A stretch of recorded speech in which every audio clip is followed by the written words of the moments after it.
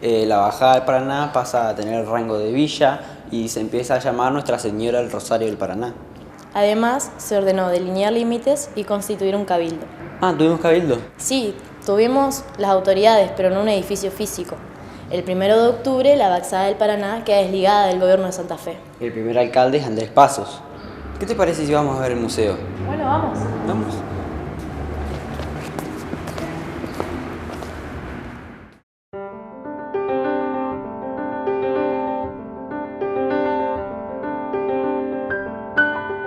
El 26 de agosto de 1826 se promulgó la ley que declaró ciudad a Paraná. A partir de ese momento se sucedieron gobiernos con diversas características, pero no es sino hasta 1854 que la ciudad adquiere relevancia a nivel nacional y experimenta un crecimiento urbano de gran importancia. Efectivamente, en el período 1854-1860, Justo José de Urquiza fue electo presidente de la Confederación Argentina, instalando su capital en Paraná.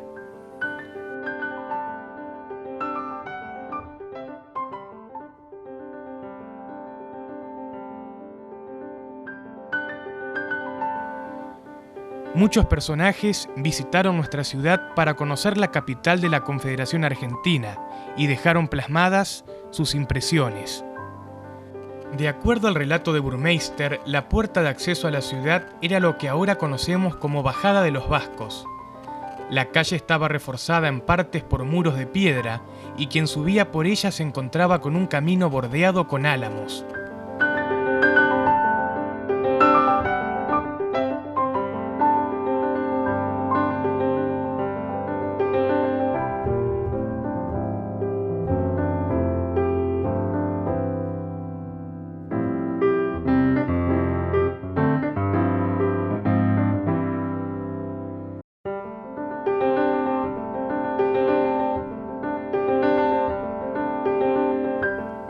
Esta calle llevaba como ahora a la Plaza San Miguel, antes Plaza Echagüe, y ya se llamaba Alameda de la Federación.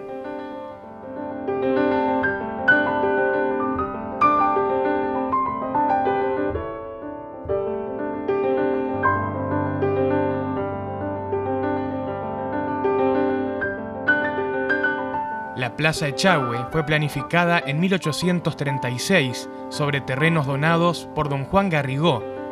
Allí se comenzó a construir la iglesia nueva de San Miguel y se la orientó en relación al eje que unía la Plaza Mayor con el puerto, dando la espalda al Barrio Negro. Pero la iglesia San Miguel no había sido terminada, así que se seguía utilizando la capilla vieja que actualmente está atrás. Recién fue inaugurada en 1888. En la misma cuadra hay un edificio ocupado actualmente por el Museo Antonio Serrano.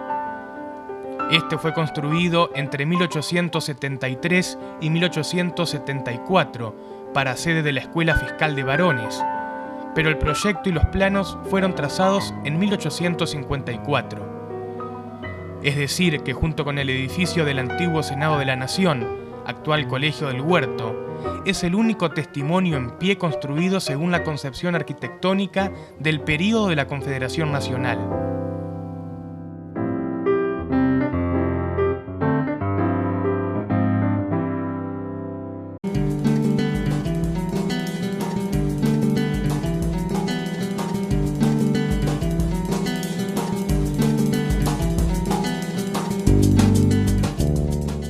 Mirá, Santi, así era la ciudad en 1854. Ahí está la plaza del 1 de Mayo.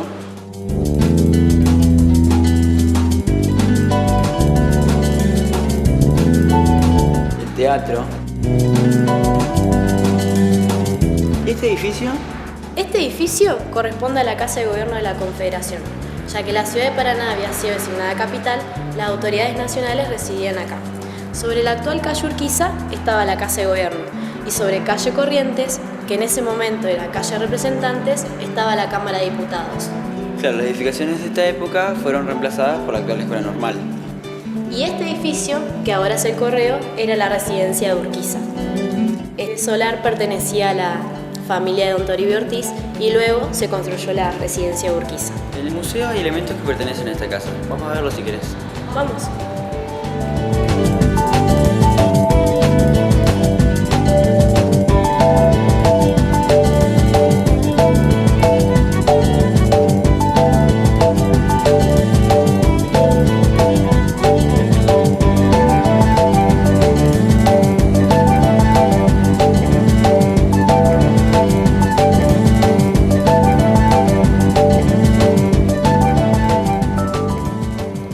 La casa del general Urquiza tenía 2 plantas, un amplio zaguán que estaba ubicado sobre lo que hoy es calle 25 de Mayo y un patio principal que estaba rodeado de habitaciones. Estos elementos pertenecían al palacio del general Urquiza. Qué pena que no se hayan conservado muchos objetos de esta construcción, ya que forman una parte importante de nuestro patrimonio. ¿Qué pasó con la casa? Luego de la presidencia del general Urquiza, fue ocupada por su sucesor, Santiago Derqui, y más tarde por el obispo del Litoral. A comienzos del siglo XX fue demolido. Frente a la plaza había construcciones importantes.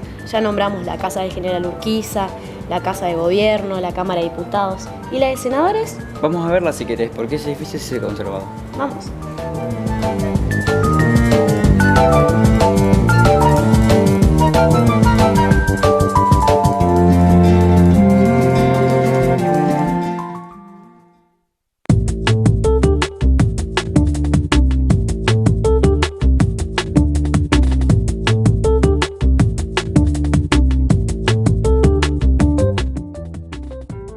Este edificio pertenecía al párroco Cabiades a fines del siglo XVIII.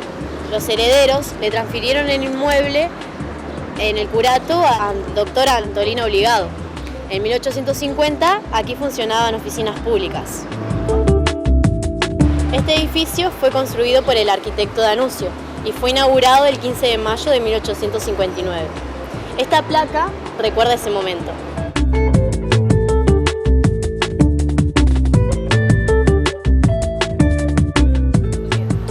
Acá se hacían las sesiones de la Cámara y el taquígrafo o escribiente era José Hernández, nada menos que el escritor del Martín Fierro. ¡Qué increíble! ¿Cuántas historias tiene nuestra ciudad?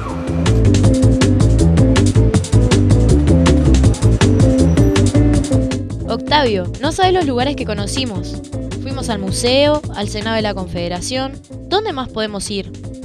Otro de los edificios simbólicos de la época de la Confederación era el Teatro 3 de Febrero. ¡Sí! El Teatro 3 de Febrero. El edificio del antiguo teatro fue inaugurado el 8 de agosto de 1852. No era este edificio que vemos hoy. El original fue reemplazado por esta nueva construcción. ¿Y hasta cuándo estuvo en pie el edificio original? Hasta 1890. Durante la intendencia de Jaime Baucis, en 1908, se inauguró el nuevo edificio. En la época de Urquiza, la ciudad comienza a adquirir una vida social un poco más amplia. La clase media y alta se reunían en conciertos, veladas literarias, tertulias y obviamente se debe haber reunido en el teatro. Exacto. Además, Steffi, en esa época las ordenanzas establecían que los espectáculos debían tener la aprobación del presidente de la municipalidad. Los palcos estaban reservados a quienes habían colaborado con fondos para la construcción del edificio. Según el cronista Burmeister, al que hacíamos referencia hoy, el techo del antiguo teatro no tenía tantas decoraciones como ahora, pero estaba siendo pintado por un señor de apellido Casanova. Aquí, en la década de 1850, la iluminación de los espectáculos era resuelta con faroles y velas.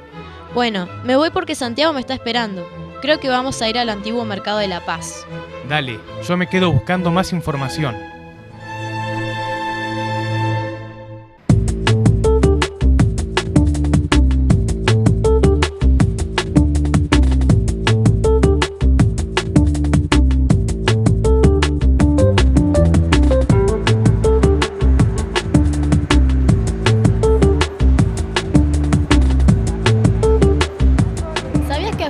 Siglo XVIII, todo este predio pertenecía a un comerciante oriundo de Gibraltar.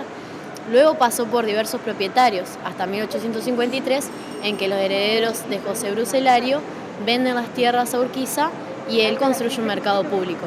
Sí, y en 1859 queda inaugurado y pasa a llamarse Mercado de la Paz. ¿Y por qué se llama así? Por una intervención de Urquiza entre Paraguay y Estados Unidos. Ahora estamos en el shopping que tiene el mismo nombre y se ha conservado parte de la fachada del edificio. El arquitecto que lo eligió fue Santiago D'Annunzio y dicen que es el lugar en el que se podría haber inspirado José Hernández para Martín Fierro. Sí, José Hernández, lo mencionamos cuando fuimos al Senado. Este mercado estaba lleno de puesteros que estaban ubicados alrededor del patio central y gauchos, con los que seguramente debe haber tenido contacto. ¿Por qué estaba aquí José Hernández? Las luchas políticas lo trajeron a Paraná. Trabajó como empleado de comercio y periodista. Aquí se casó y llegó a ser taquígrafo del Senado Nacional. Claro.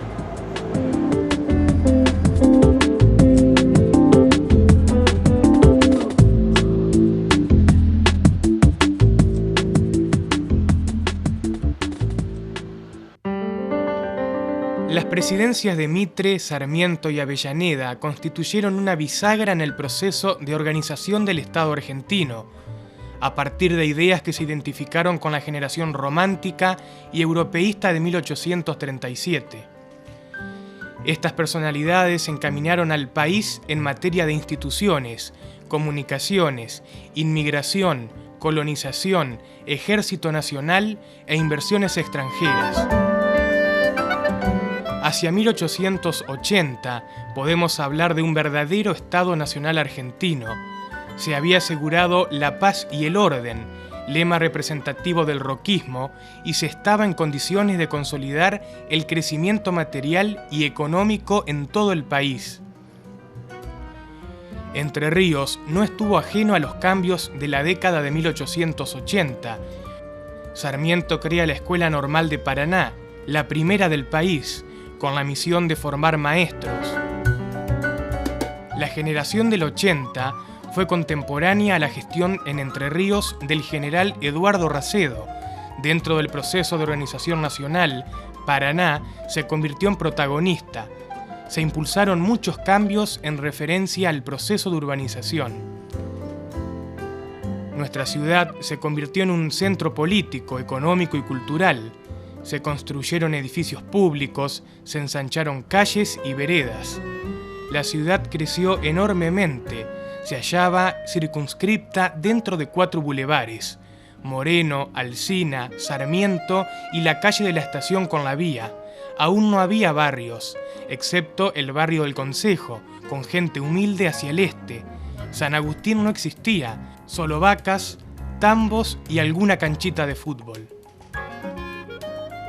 Otro edificio público que se inauguró en este periodo fue el edificio de la Municipalidad de Paraná, que para la construcción se solicitó un préstamo al Banco Hipotecario Nacional para refaccionar además el Teatro 3 de Febrero. Luego se llamó a licitación para su construcción y fue aprobado el proyecto presentado por los constructores Borgovelo y Forlesi, con el consentimiento de don Santos Domínguez y Benguria, autor del proyecto del nuevo edificio que con alegría llamaron el Palacio del Pueblo.